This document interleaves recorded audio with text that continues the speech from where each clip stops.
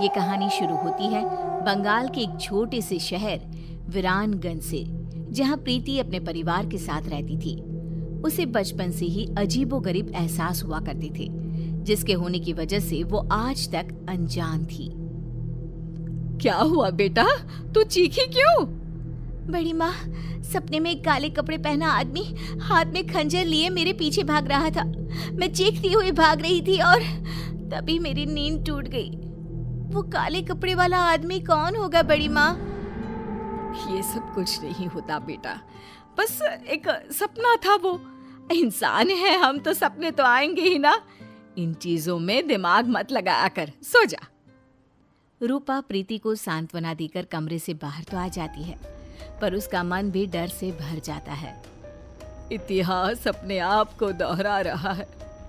हे देवी माँ, मेरी बच्ची की रक्षा करना। अगली सुबह प्रीति रोज की तरह कॉलेज के लिए निकलती है।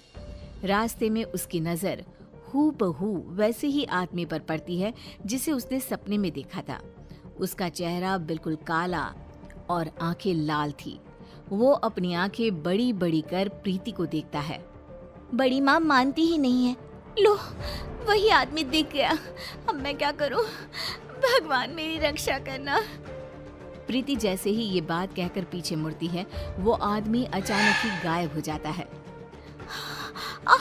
मेरा हाथ, बहुत जलन हो रही है। प्रीति क्या देखती है कि उसके हाथ में हर तरफ नोचने के निशान थे। ये अचानक मेरे हाथों पर खरोच के निशान कैसे आ रहे हैं? लग रहा है किसी ने बेरहमी से नोचा है। बहुत दर्द हो रहा है। कॉलेज पहुंचते ही कोई क्रीम लगाती हूँ। प्रीति जैसे ही कॉलेज पहुंचती है, उसकी शरीर के निशान देखकर उसके फ्रेंड्स चौंक जाते हैं। प्रिया कहती है, ये ऐसे खरोच के निशान, लग रहा है किसी जानवर ने नोचा हो। ये कैसे हुआ प्रीति? पता नहीं यार, अचानक ही। ऐसी खरोंचें तो अक्सर किसी बुरे सांप के छूने से आ जाती हैं प्रीति। क्या यार, तू भी इसे डरा रहा है? अरे लग गई होगी कोई चोट। कोई चोट नहीं लगी मुझे। शिवम सही कह रहा है। मुझे रास्ते में एक अनजान शख्स दिखाई दिया और उसे मैंने सपने में भी देखा था। फिर अचानक ही वो कहीं गायब हो गया और मेरे शरीर पर ऐसे निशान आ गए। तुम्हारी बुआ के साथ भी कुछ ऐसा ही हुआ था ना? हाँ, पर मैं नहीं जानती ठीक ठीक कि क्या हुआ था। बट शायद मेरी ही उम्र की रही होंगी। मेरी तरह वो भी घटनाओं के होने से पहले उनको महसूस कर लिया करती थी। फिर एक दिन उन्होंने कुछ देखा और फिर वो कभी उठी ही नहीं। बस इतना ही जानती हूँ मैं। तुम लोग ये सब क्या लेकर बैठ गए? प्रीति को दवा लगा दो पहले, और चलो हम लोग कॉलेज के बाद कहीं घूमने जाते हैं, मजा आएगा। प्रीति का मूड ठीक करने के लिए कॉलेज के बाद सभी घूमने निकल पड़ते हैं। सड़क दोनों तरफ से पेड़ों से घिरी हुई, एक ऐसा सफर जो सबका मन मोह ले। रास्ते में प्रीति की नजर एक हवेली पर पड़ती है। चलो ना यहीं चलते हैं, खंडर सा भी है, मजा आएगा। पुरानी चीजें देखी नहीं कि प्रीति का मूड चंगा हो ही जाता है। अच्छा है, चलो वहीं चलते हैं। तीनों गाड़ी से उतरकर उस हवेली में जाते हैं। 1912। 1912? ये क्या है? पता नहीं, दिमाग में ये नंबर आया। छोड़ो, मैं तो कुछ भी कहते रहती हूँ। अंदर चले।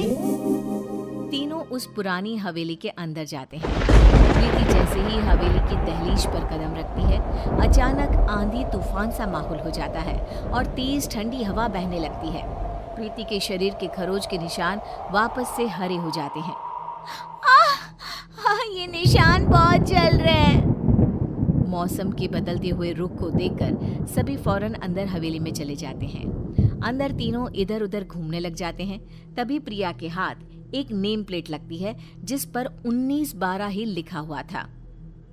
प्रीति देख, इस नेम प्लेट पर क्या लिखा हुआ है? कर्णिका पैलेस 1912। तेरी बुआ का नाम भी तो कर्णिका ही था ना? हाँ, मतलब कि ये घर मेरा भी है, पर सबने आज तक ये छुपाया क्यों? तभी प्रीति ऊपर देखती है जहां उसे गैलरी में वही काला साया दिखाई देता है जो प्रीति को देखकर मुस्कुराता है। देखो फ्रेंड्स, वही काला साया है ऊपर। सभी ऊपर देखते हैं पर ऊपर कोई नहीं होता। कहाँ गया? अभी तो यही था। मुझे कुछ एहसास हो रहा है।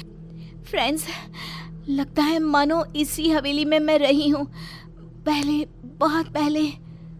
तभी अपनी आंखों के सामने प्रीति को कुछ चीज दिखाई देनी शुरू होती है। वो देखती है कि उसकी बुआ उसी अनजान आदमी के साथ कोई तंत्र साधना कर रही है। तुमने जो कहा मैंने किया ना, अब तो मुझे जाने दो ना।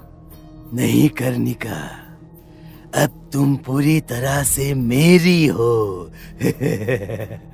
ये कहते ही वो आदमी कर्णिका को छूता है और कर्णिका का शरीर पूरी तरह काला पड़ जाता है और वो मर जाती है और वापस से प्रीति को सब कुछ पहले की तरह नॉर्मल दिखने लग जाता है।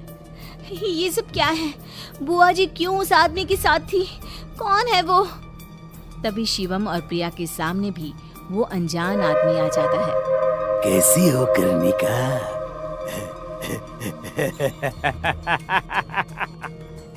प्रीति के रूप में फिर से पैदा हुई तुम।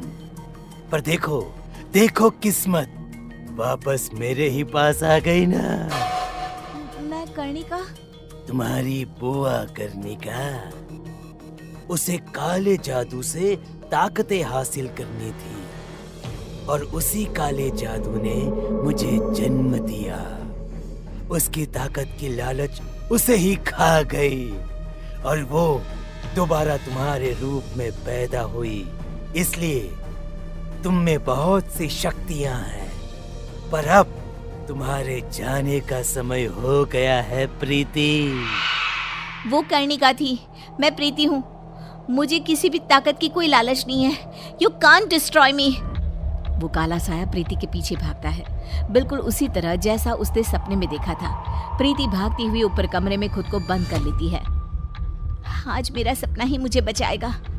प्रीति अपने सपने को याद करती हुई कमरे के एक कोने में पड़े एक मटके को निकालकर जमीन पर फोड़ देती है और साया गायब हो जाता है।